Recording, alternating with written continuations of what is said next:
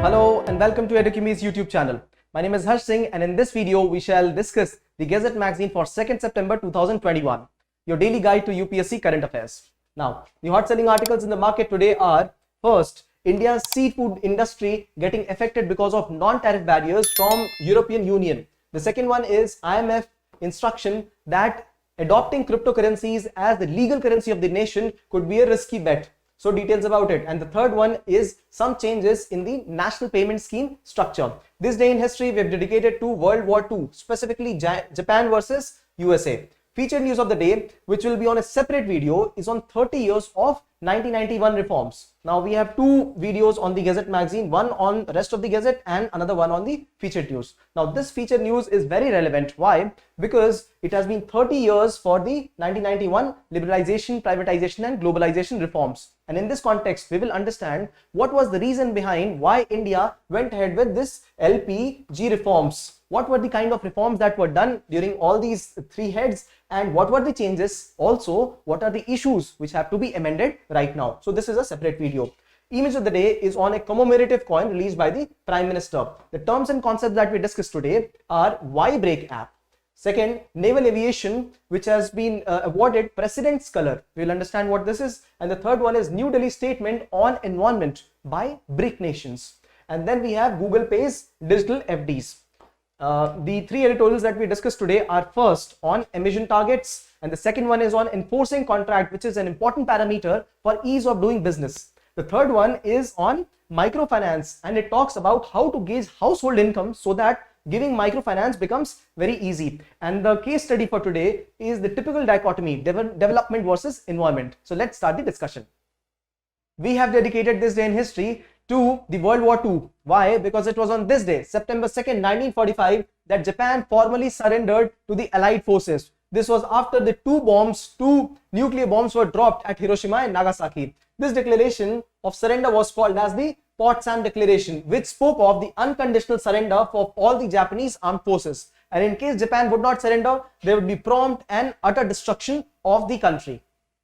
Snapshot 1 is on India's seafood industry, which is getting affected because of certain restrictive practices by European Union. The practice is such that Europe is trying to restrict those marine products which have antibiotics, toxins and even heavy metals mixed in the marine organisms. For example, the fish. If the fish is found to have some heavy elements inside the fish body, it is rejected by European Union. And this is why they are trying to curtail certain establishments, certain organizations which are exporting products from India. How is it hurting Indian economy? India is one of the major contributors, contributing to around 4% of global seafood exports. And if there are restrictions, then export industry of India will be affected. Now, what are the causes of this kind of pollution? The pollution is very simple. If there is plastic in water, if there is sewage in water, if there are industrial influence in the water, if there is fertilizer or if there is oil, then this is the environment ecosystem in which the organisms, the prawns, crabs, the fishes, they thrive, and they will naturally have this in their body. This is called as bioaccumulation. This will later lead to biomagnification when humans also eat it, and that is why European Union is maintaining certain restrictive practices, certain threshold below which these kind of products won't be accepted in their country. Now, the most interesting part of this article is that these kind of minerals have been found in the body of these organisms. So we have cadmium as a heavy metal. Now this is an industrial product, so that is industrial effluent. Then we have nitrofuran. This is an antibiotic. We find veterinary drugs. So these are the entities which have to be reduced in Indian water. Therefore, the main idea is to reduce the water pollution. And how can we reduce that? The first thing that we can do is to have stricter testing facilities. We should have stricter compliance of where these fishes are being taken from, where the marine products are being taken from, because now this has started to hurt the Indian economy as well, right? So we have to intercept these sources, and even more fundamental is cleaning the sources of water. Snapshot 2 is on IMF suggesting that adopting crypto assets as the currency of the nation, it is a very risky bet for the country. El Salvador being the first country who has adopted Bitcoin as the currency of the nation, this is how the IMF has responded to it. Now, being important currencies of the world, these crypto assets, I would like to give an example of Bitcoin. Now, Bitcoin as a currency, it was valued at around $60,000 for one Bitcoin just 1 month back. And then the value of it got reduced to $30,000, right? So we are talking of 50% drop just in a matter of few weeks. Is it real? Is it depicting the real state of economy? No. This is one. What about too much of volatility? There is too much volatility. One good example of this is the Dogecoin. Dogecoin touched around $0.74 for one Dogecoin a few months back, and then it went down to as low as 0.17. So 4 times lesser in price. So imagine the kind of investment that people have, and imagine if this is also linked to the currency of the country. There will be such a drop in the currency and the rates which are pegged to this currency. This is why the IMF has suggested that yes, we do agree, this is more secure, this is autonomous, this is anonymous, this is easy to access, this is also cheap. However, there are certain reasons because of which they should not be accepted as the legal currency for the country. Why? It is too volatile. It is also unrelated to the economy. It is completely unrelated. This kind of fluctuation 4 times and 3 times, this is unrelated. This is one. People will be more indulgent, spending more time as to which coin I have to invest in. So this is another issue. Another issue is the exchange rate. So if we link these kind of coins to our external trade, what will happen to it? In future, if we have these kinds of future trades and link it to our coin rates, then it will lead to a lot of disaster in the external sector of that economy. Snapshot 3 is on changes in the National Pension Scheme rules. Now, the first rule that have been changed here is the inclusivity of persons. Now, earlier, the person could be of maximum 65 age who could participate, and now it has been increased to 70 years. You can naturally imagine it is about the inclusivity of people because of increasing longevity. Second is about the choice. Now we are talking of active choice and auto choice. Now, what happens is that when a person inputs their money per month, right? So premium paid per month, after they have a certain retirement age, they will start getting some funds every month, right? So this is the idea of pension. Now, when they put in money here, this money is again invested by the PFRDA, right? Pension Fund Development Authority. Now, this money is invested in various sectors, various segments of economy, and depending on the person's age, it is put in that particular sector. If I am aged 25 and I have started to invest, it will be put in certain sectors. But if I am age of 50 years, this may not be put in those particular sectors, right? The idea is to increase the returns for the people, certain people, and not to have increased return, but to have more stable returns. So more stable and less risky returns for particular age group. Now, the change is that a person can actively choose which group and where do they want to invest their money. So this is the update here, right? Also exit conditions, some exit conditions. If I want to exit my pension scheme, how can I exit? So certain amount has to be taken out right now and certain amount will be deposited under some corpus scheme. Image of the day is on the commemorative coin which has been dedicated by the Prime Minister to Srila Bhaktivedanta Swami Prabhupada. He is the founder of ISKCON Foundation. Now, one important activity ISKCON has related itself to is the translation of the Vedic literature, the Sanskrit language, into all various languages, specifically 89 different languages. And this is where the culture of the country gets transmitted and people get to know about it. Similarly, all the important religious texts, for example, Islamic verses in Arabic, they should be translated in all different languages so that misinterpretation of any religious text is avoided. First term and concept in news is Y-Break app, Yoga Break app. If you are feeling stressed or tired in the office spaces, all you could do is take your phone and start with this Yoga Break app. This app is on refreshing, de-stressing and refocusing of the person through asanas, pranayamas and dhyanas. So this is what the app contains. It has been released by the Ministry of Ayush, right? So rejuvenating people in their offices. Do remember Y-Break app.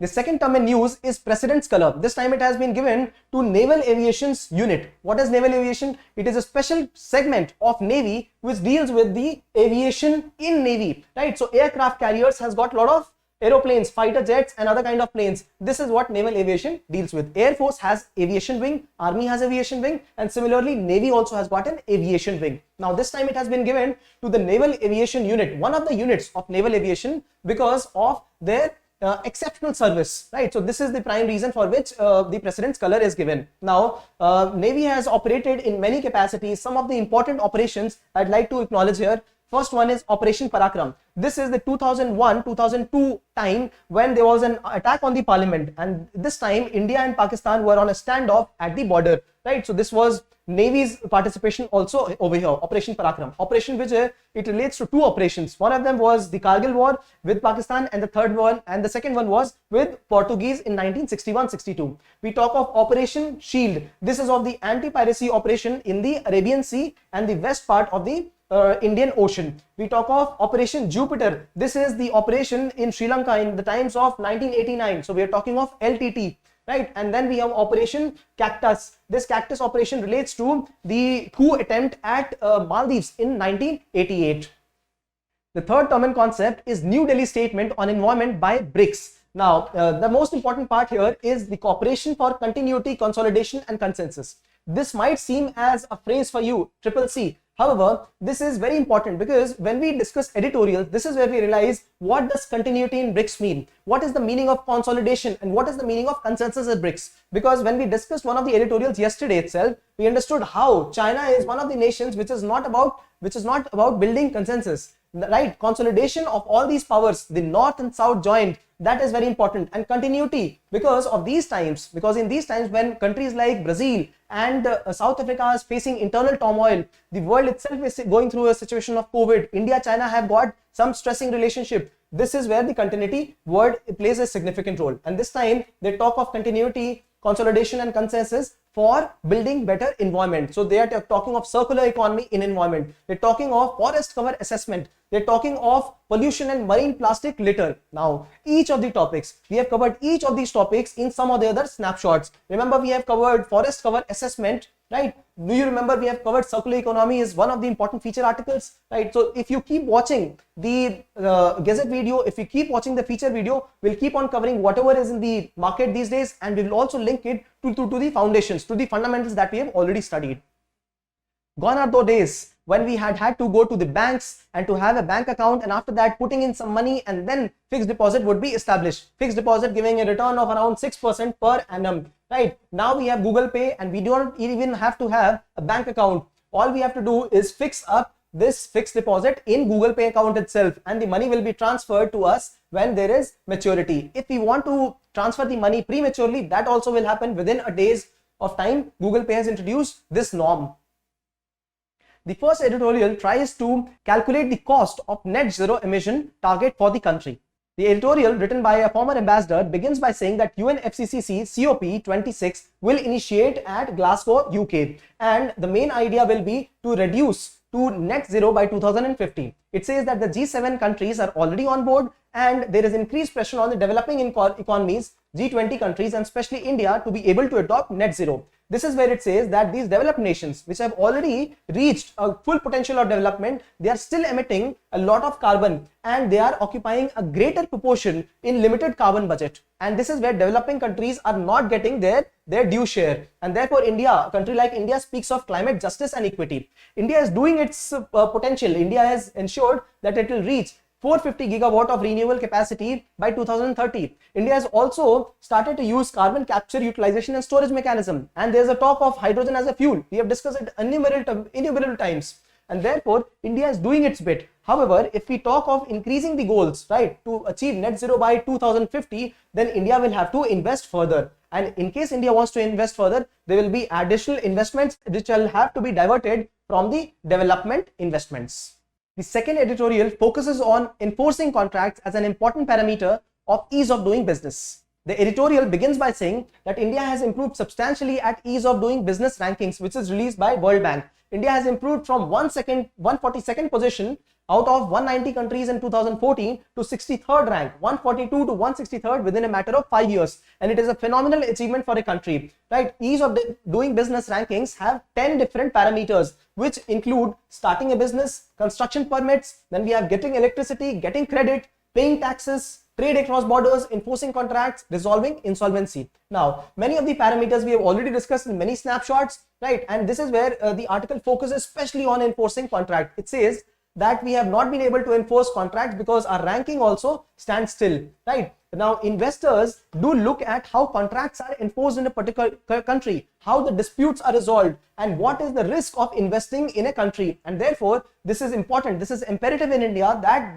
that enforcing contract becomes important, right? And this is where the article also suggests important steps taken by the country. Important step, for example, we have developed a portal for enforcement of contract, where the details of how the rules, what are the rules of this contract management, what are the laws that relate to contract enforcement, litigation, and how to have this alternate dispute redressal mechanism. This all has been put in this particular app, right? Also, Niti Aayog is also doing a study on how to enable enforcement of contract and have a dispute resolution mechanism. One important dispute resolution mechanism is the alternate dispute resolution system, and India is a signatory of this. India is a signatory to the New York Convention since 1960. This means that India will have to adhere to any arbitration by a third party. Usually third parties are not the parties, not those countries which are the litigants. Important arbitration courts for dispute resolution are based at Singapore and UK, right? And India will have to adhere, and along with that, the other signatory will have to be adherent to these principles. Now, India has already phased out a lot of tedious compliances mechanisms for the companies, right? This is one good achievement. India has also clarified on retrospective taxation. India will remove the law that was amended in 2012. So this is good for investment in the country. And India also is already a destination to unicorns, many unicorns in the country. What are unicorns? These are the startups which have a valuation over $1 billion. And therefore, this is a very good step in moving towards enforcing contracts. Just day before yesterday, we studied an article which related to changing of microfinancing rules by RBI. And this editorial speaks of how the household income has to be gauged, which will be an important determinant of how much microfinance to be given to people. The editorial begins by talking about what we spoke in this snapshot. It just revises about the consultative document of RBI. The first thing it says is that the RBI consultative document says that the 1.25 lakh and 2 lakh, these are the amount of income that people have to have in the rural or urban setup who can get collateral free loans, right? This is one. And the second one, it says that the amount of loan will be fixed at maximum 50% of the income. Now, this is where calculation of this income becomes very important, because microfinance deals with lending to people with collateral free loans, right? So this is one. And the second one is these are micro level of loans given to many people, and therefore calculation of this amount, how much people are earning, becomes very important. The editorial says that these are LIH, low income household, which depend on this kind of microfinance, and the amount that they earn is completely elusive, because they're mostly in informal economy, they are non-salaried, and their earnings are volatile and completely erratic. It also gives examples. It gives examples of agricultural labor. Now, a laborer will be able to earn only in sowing season, but the person who owns the land, they will be able to earn in the harvest times. Similarly, migrant laborers, they will be able to earn only during the times they are employed in that particular sector. One simple example is the vendor at the temple. Now, in temple areas, we have vendors. They are there only during the festive season. So their earning is only restricted. This is volatile. This is non-salaried, informal. So how will we be able to gauge their payments? Another example is the tailor business. Now, tailor business, during seasonal times, they earn a lot, but immediately after season, there is no earning. So there is no standard payment for these people. Also, during the times of droughts, highs and lows, there are highs and lows, and it is very tough to measure this kind of high and low. So the editorial says that instead of knowing the income, how about knowing their expenditure? Because income and expenditure are largely related. So it says that if we are able to measure the expenditure, there are various components of it, and that also is in confusion. Why? Because an amount of the earning they spend in the loans, informal loans, and an amount of the earnings they spend in consumption. So this can be gauged easily. But how about loans which are repaid of the previous years or previous to previous years loan? So this is where the article says that expenditure calculation is also not an easy job. The editorial goes on to say that the earning of certain kind of workers, agricultural laborers, small workers, they are linked, their earnings and their expenditure. For example, if they are cultivating certain crops, they are also consuming these crops. So it is overall a tough job to calculate their household expenses, right? And therefore it recommends certain measures. The first measure it says is that the idea should be able to measure the income, to know what kind of loan or debt they are in and what is their expense, right? So financial service providers, FSPs, got to know all these three components, and also to be able to understand the seasonality, volatility, or the setup in which they are living, urban or rural. This is the first. The second one is to draw a template of all the various kind of households, because we do have household from the landless labor sector, we have household from agricultural sector, we have household from the urban migrant labor setup. So we have to have templates for them, knowing their occupation, locality and the family conditions. And third one, we need to have a centralized database. This database will help us understand the range in which the income of the person is based, and this is how policies for microfinance can be devised, right? Case study of the day is on open cast mine which is being installed in the state of Madhya Pradesh. Now before getting into it, let me show you what an open cast mine looks like. This is not the underground mine, this is excavated and then the whole site looks like this. Getting back to the case, this place where it is being excavated, this place will be used as a fully mechanized open cast diamond project mine, right? And it will be completely mechanized. This is at Bakswaha forest at Madhya Pradesh. Now the issue here is that this place largely has 2 lakh trees, and these trees will have to be removed if we want to have a diamond mine operating in this area.